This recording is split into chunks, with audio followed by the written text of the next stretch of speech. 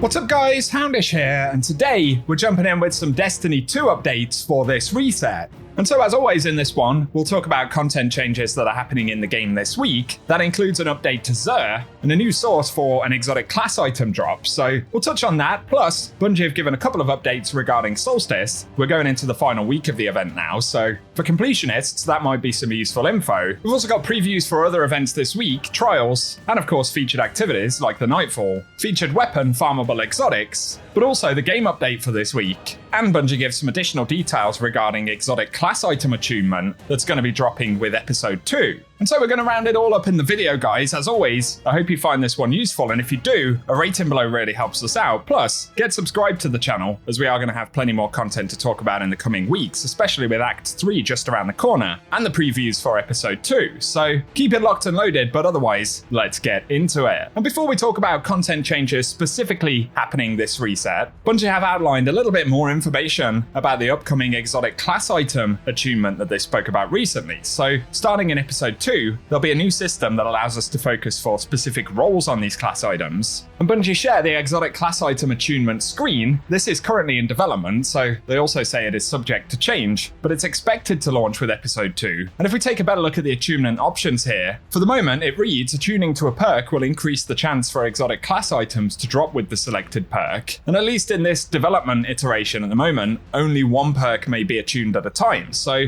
it's basically going to enable us to pick a bonus from either the first or second column. Of course, that could be adjusted before the final release. Obviously, there is a degree of limitation there, given that we can only focus for a perk in a specific slot. And it also means we can see all of the potential roles for the class items. We're looking at the Titan one here. And obviously there will be the functionality to either turn the attunement on or turn it off with the node at the bottom of the screen. So that's the in-development preview that Bungie have given. Once again, this won't be dropping until episode 2, so that's going to be sometime in early October, I believe. But given that it's new information, I figured we'd mention it at the start of the video. So let us know your thoughts below. Otherwise though, there is a game update for D2 this week, so downtime begins at 6:45 AM PDT, and that's supposedly going to conclude at 10 AM Pacific, which of course is the reset time. Hopefully that will be the case and we'll have a smooth reset, but in terms of the changes in this patch, Bungie have previewed one of them, and that includes a small update to Xur's inventory. Of course, Xur won't return till Friday, but Bungie have said the wildcard offer that featured ritual engrams, exotic ciphers, or raid banners will be moved to Xur's strange offers category to make room each week for either an exotic class item or an exotic cipher.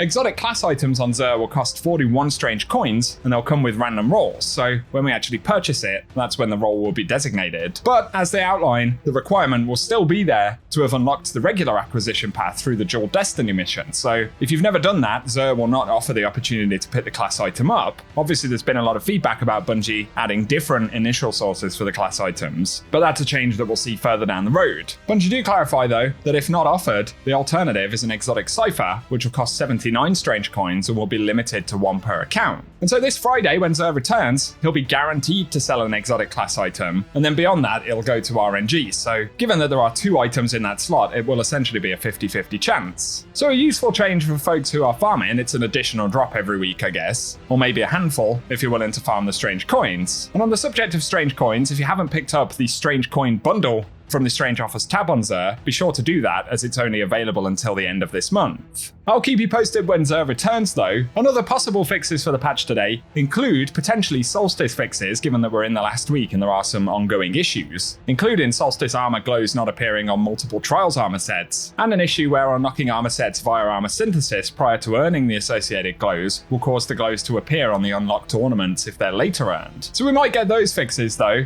And otherwise, with it being the final week of Solstice, Bungie offered another update, and they said they've resolved an issue where the Solstice Triumph inside of the Reveler title couldn't be completed, and the total summer event challenges completed has been reduced from 16 to 15. So all of the triumphs should be working now, but they've reduced that actual triumph requirement as well to give players a better chance of catching up in the next few days before the event ends. So bear that in mind, and of course the same for the rewards, whether it's armor, weapons, cosmetics. There are only a few days now to get all of them picked up. Moving away from the patch this week though, Bungie have spoken spoken once again about the name issue, which is persisting, and there's no promise of a fix this week by any means. So they've said we've identified the issue that forced a high number of Bungie name changes, and they applied a server-side change to prevent the issue from impacting accounts again, but they're continuing to investigate options to address player accounts that have been impacted. This will take some time, and they're planning to distribute name change tokens to all players at a later date, but they did confirm they have essentially not been able to revert the name change. So until you're able to use that token to actually get your name back, or hopefully get your name back, Bungie don't appear to have a way to directly revert that change back to the old names. So impacted players will essentially have to set them up again, which is certainly frustrating, but for now, we're just going to have to wait for Bungie to give us further updates. Other content this week though, and for trials, this week Bungie have said that Cirrus Plaza will be the map, of course starting on August 23rd, and this week's Trials Adept weapon at the Lighthouse will be Sheora's Wrath. So a useful shout if you're planning to jump into Trials. And otherwise, if you're looking to clear all Grandmasters, we now know that there is a different rotation of featured Nightfalls during each act of an episode. So if you need to get Exodus Crash done, I'd say it is worth getting it done this week, as it currently doesn't appear like it will be in the actual main rotation when Act 3 begins. Scintillation should also be the Nightfall weapon this week. And with regards to the catch-up nodes for Grandmasters, the assumption at the moment is that it will become available during Act 3, but Bungie haven't actually confirmed that, so just in case that isn't a thing, it's worth getting each of the Nightfalls done as they come up if you can. We'll have to see what Bungie have to say about it. Otherwise though, some very final mentions. Act 3 will begin next week. I'd imagine Bungie will speak a little bit about it later on this week, perhaps in Twid, but as I've said a few times, it is worth wrapping up your Echoes quest steps for the main story if you have any left to do. The same with the Nessus research quests, as obviously they will sort of gate us out of progress for the new quests that will drop when Act 3 starts. And additionally, if you want to hold on to engrams to make it easier to get some of the new weapons, or indeed seasonal challenges for things like the Season Pass, then that may be a little bit of prep that can be done in this next few days before Act 3 begins. Otherwise though, quick mention for farmable loot this week. Vault of Glass is the featured raid, so Vex Mythoclast will be farmable, as well as the legendary loot pool, and Prophecy should be the dungeon, so